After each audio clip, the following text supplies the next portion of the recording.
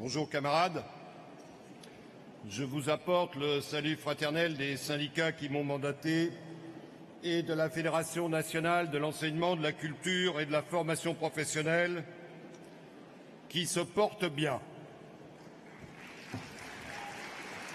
En termes d'implantation, en termes de syndicalisation, en termes de développement. Et c'est d'ailleurs avec cette méthode que nous allons aborder les élections professionnelles de la fin de l'année, avec une méthode de communication tout à fait novatrice. Nous allons envoyer par milliers les militants dans les écoles, les lycées, les collèges, les universités, exposer notre cahier de revendications, discuter avec les personnels, discuter avec les salariés et leur demander de nous donner mandat de les représenter. Mes camarades, je ne suis pas monté à cette tribune pour vous parler de la Fédération, mais du Congrès confédéral et de la place de la Confédération. Nous avons à discuter de l'appréciation de la situation, du positionnement de notre Confédération et des initiatives à prendre. C'est d'ailleurs ce qui va s'exprimer dans les votes sur le rapport d'activité et dans l'élaboration des projets de résolution demain et après-demain. Je partage le souci exprimé par certains ici que nous ne sortions pas divisés de ce congrès mais rassemblés. Pour rassembler, il faut discuter des revendications. Dans les congrès staliniens, jadis, c'était la mode de substituer à la discussion le culte de la personnalité. Je ne pratique pas comme ça. Le contexte de notre discussion, c'est un contexte international où le capital financier a décidé la réduction du coût du travail et pour cela de casser tous nos acquis. Nous n'en voulons pas. Et la première réponse que j'en suis sûr apportera le Congrès, c'est un soutien sans faille à la grève des cheminots. Non pas seulement par solidarité, camarades. Bien sûr, il y a la solidarité, mais il y a autre chose. La conviction que si les cheminots gagnent, nous n'aurons pas perdu. Alors bien sûr, la signification de la grève des cheminots, nous la comprenons tous, mais il faut la décliner. Mes chers camarades, la Fédération n'a eu aucune hésitation à caractériser pour ce qu'elles sont les ordonnances Macron, une entreprise réactionnaire qui se décline maintenant sur tous les aspects des rapports sociaux et de la vie sociale, visant à casser les syndicats, visant à casser notre base, visant à casser les conventions collectives, le code du travail et les statuts. Camarades, certains ont pensé que les ordonnances ne concernaient que le secteur privé. Quelle erreur! Aujourd'hui, dans la fonction publique, on est en train de nous annoncer la fusion des IRP, qui ne sont pas des IRP. On veut nous fusionner les comités techniques et les CHSCT, c'est-à-dire les supprimer. On nous annonce, comme conséquence, une modification du droit syndical. Ce qui nous pend au nez comme un sifflet de dessous, c'est une réduction d'un tiers des mandats et des droits syndicaux dans la fonction publique comme dans le secteur privé. À soi seule, cette mesure suffit à caractériser les ordonnances et à exiger leur retrait.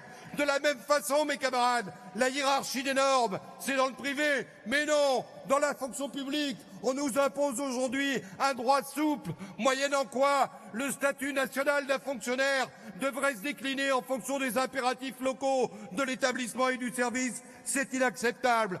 De la même façon, mes camarades, nous n'avons eu aucune hésitation à caractériser pour ce qu'il était cet accord funeste sur la formation professionnelle qui transforme un droit, le congé individuel de formation, en un compte personnel modulable, variable et à disposition des patrons. Camarades, cet accord qui traite aussi de l'apprentissage abandonne l'apprentissage, son pilotage, son financement, le contenu des formations, le contenu des titres et des diplômes transformés en bilan de compétences ou en certificat de compétences aux branches professionnelles, c'est-à-dire aux patrons. On ne m'a pas convaincu du contraire. Cet accord est inacceptable et aujourd'hui, on nous le transpose dans un projet de loi qui va être présenté au Conseil des ministres ces jours-ci. Nous n'en voulons pas. Il faudra nous mobiliser pour le mettre en échec.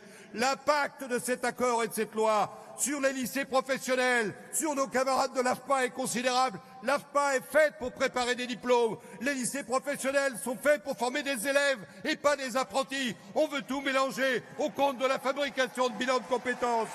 Mes chers camarades, nous n'avons pas plus d'hésitation sur ces sujets que sur le bac qu'on veut transformer aussi en un parcours individuel. Hubert. Je vais conclure. Je te remercie beaucoup.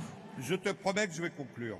J'en doute pas. Mais... Alors, mes camarades, Macron est très pressé. Il a déjà dans son fusil la réforme des retraites. Il est très pressé parce qu'il a une toute petite marge de manœuvre. Comprenons-le bien. C'est de notre capacité à lui opposer la résistance unanime des salariés dont dépend le succès ou l'échec de son entreprise. Nous allons le faire échouer, mes camarades.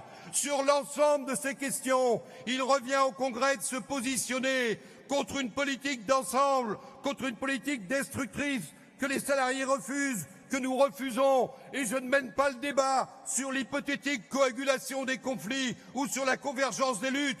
Nous avons à prendre, comme confédération indépendante, nos responsabilités. Il nous prépare le retour, dans le public comme dans le privé, au contrat individuel de louage de services, sans service public, sans protection sociale collective, sans fonctionnaires, sans syndicats, sans statut, sans convention collective, sans code du travail. Nous n'en voulons pas et nous avons la force, si nous prenons nos responsabilités, de les bloquer. C'est cette appréciation qui doit sortir du Congrès comme un point d'appui à tous nos syndicats, comme un point d'appui à chaque bagarre dans chaque secteur. Mes chers camarades, le Congrès va décider et le dire aux salariés demain. Nous allons établir le rapport de force interprofessionnel. Et pour commencer, nous allons donner mandat à la commission exécutive confédérale, au bureau confédéral et au secrétaire général de préparer maintenant une initiative de grève interprofessionnelle et de prendre contact pour ce faire avec toutes les confédérations. Vive la CGT Force ouvrière! Merci Hubert.